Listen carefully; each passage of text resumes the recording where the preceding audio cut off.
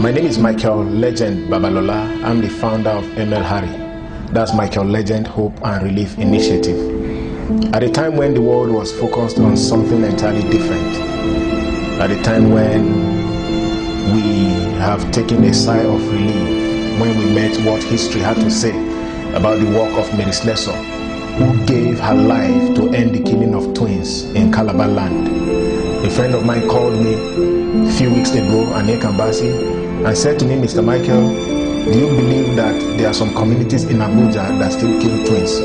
I said, I don't believe. She said she visited one of those communities that same day, Kiyi village, precisely in Kuje area council. And she met with a missionary that runs a home with his wife, and they've been there for over 20 years. They've been able to rescue a lot of children from infanticide. When I say infanticide, it cuts across twins, children with deformity, that were born with deformity, children that were born as albino, children that were born and have the tendency of growing the upper tooth first, children that lost their mom in childbearing, twins and multiple births. All of them are categorized as evil.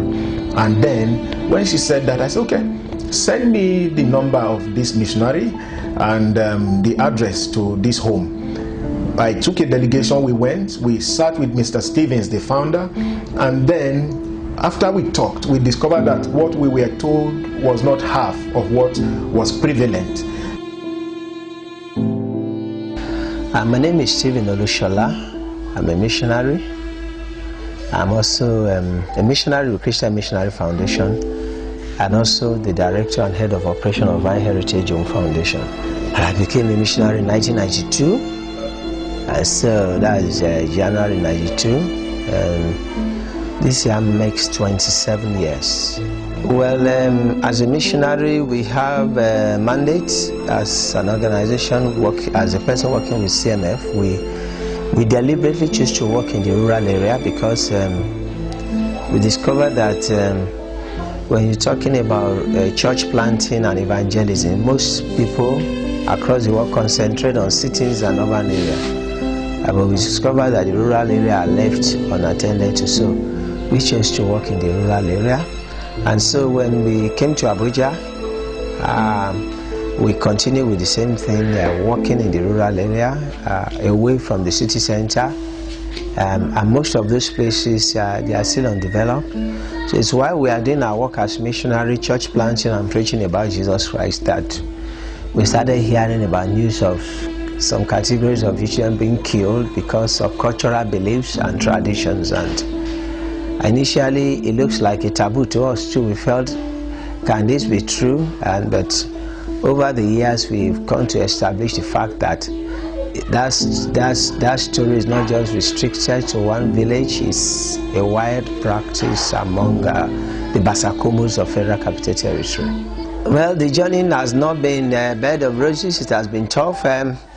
From the initial stage, even establishing the story was not very easy because the Abuja indigenes, those practicing it, when we first got to know about it, they didn't come up to let us know that it was true until one of them, who was a former traditionalist also, decided to change and move away from traditional worship to Christianity.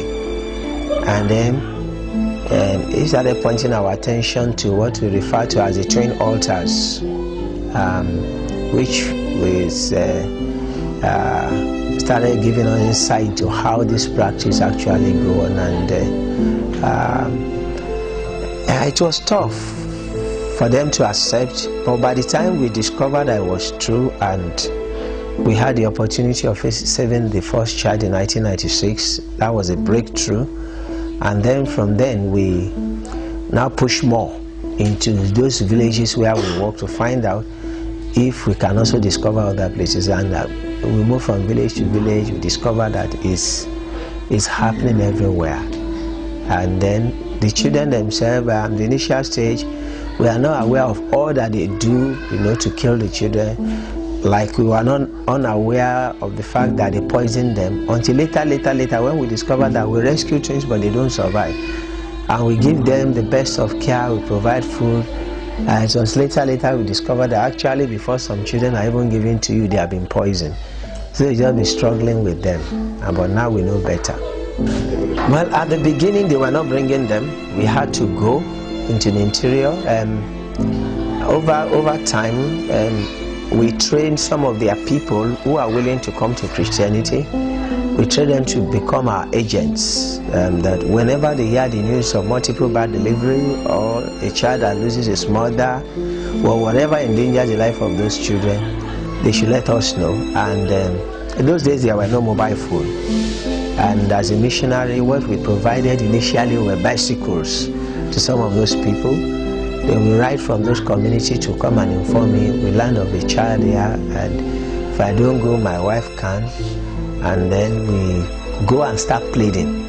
We'll go into the interior and plead, please, your tradition says this child is evil, but we would like to take care of them. Some people will agree and give us the children, some will never agree.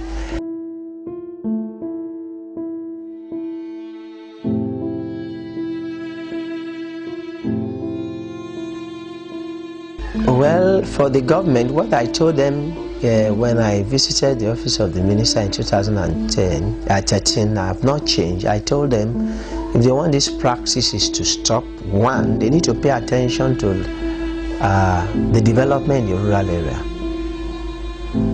Let there be functional health centers. Let the primary school be working. Some of them, they have buildings, but the teachers are not going there. And if government can pay attention to maternal health, and since they know the practices and they know the location of where those people are living, they can keep the pressure on them. Like the time they visited for their investigation, a lot of the communities where we have rescued the children started visiting. Some of them never came back after we took the children to them, but after the pressure from government, they started coming. And then that also increased the number of children coming, because they now said the government told us that we should not kill them. Okay, for now we will not kill them, we'll just be giving them to you. And so if government can keep all the pressure and then sustain the enlightenment program. This practice has been there, only God knows how long, for over 500 years. And so it's not something you want to tackle in 1 year. Or you just do one fire brigade approach, you do some in 1 year and say, we tackle it. You have to sustain it. Do something, go back. Do something, go back. That's what we are doing. Even when they told us we have stopped the killing of children, we don't just agree. Like the one of albino, we thought a community promised me that they stopped the killing of albino, only for them to kill one again. So even when they say we have stopped, we still have to go back and show they are really stopping. So that's for government, because they have the power and they have the connection, they have the willpower. And then part of the problem we have in Nigeria is implementation. We have the Child Rights Act in Nigeria that should forbid anyone from killing any child. But who are the people to implement it? And then so they need to pay attention to implementing that law across the nooks and crannies of Nigeria. Then for organization, private organizations, I think we will need a lot of collaboration. For those who really want to work, there are a lot of work to do. You can approach the midwives, the TBAs in those communities. We can start by donating a borehole, even if it's borehole for the villagers, at least let them have potable water first. So there are, for the organization, there are a lot of collaboration, and even if they don't want to collaborate with me, they can come if they want to work on their own. I can show them, go to the community, this is how they are like. Whatever you can do to help them, do it for God, not for me, and for humanity. And for individuals have a lot to say. Like the woman I just told you about, it was the pastor that brought that woman that gave us the firstborn. The boy's house is somebody that told her about what we are doing, and she came here and said, what can I do? I need to do something. I said, okay, can you build me a hostel for the boys? And she did that in 27 days, furnished it from foundation to finish in 27 days. And that's an individual. And like I do say to them when they come, if you don't have, you have a senior brother, you have a younger sister who is rich, mobilize and say, please, can you come? Even if he's coming to celebrate their birthday here, That could be a way of mobilizing support for us. Mr. Stevens and his wife, they've done and they are still doing a very wonderful job. They need our support, and that was why we took it upon ourselves to also give our lives to this cause. That is why also we established the twin campaign, so that we can make a lot of noise to the point of intervention. But in our own little way, we are willing to contribute to see to it that we end this evil. One of the approaches we took was when we got to Keda village, we didn't go there to ask them that we heard that you are killing twins. Is it true? We wanted to know what was going on with these people. We wanted to know what they were feeling. We wanted to understand their challenges. And one of those challenges, or some of those challenges, was the fact that they don't have access to good water. The place where they drink, bathe and wash from, the stream, most of us couldn't wash our hands in that same stream, but that's where they drink water from.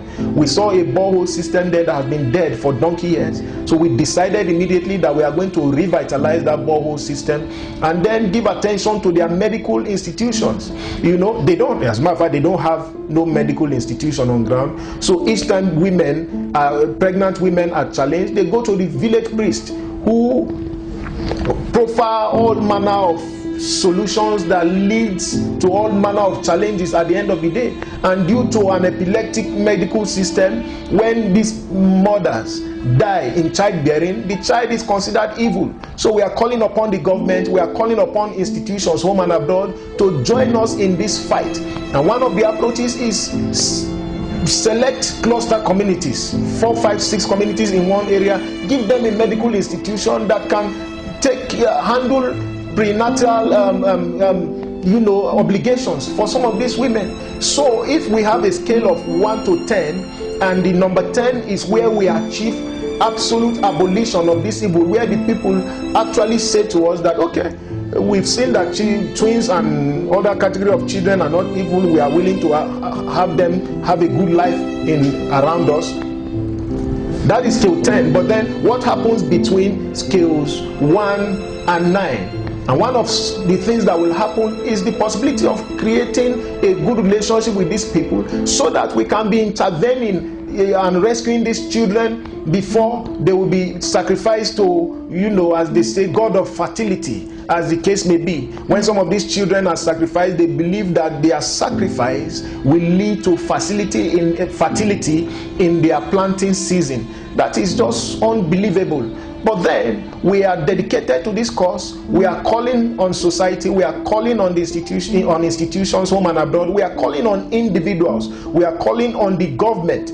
These things are real. The killing of children, infants in Abuja, in at least 65 communities are real. We have facts, we have figures. Join us, add your voice. Let the world know what is going on, so that enough attention can be mustered, can be geared in this direction. And at the end of the day, we see how to end this evil.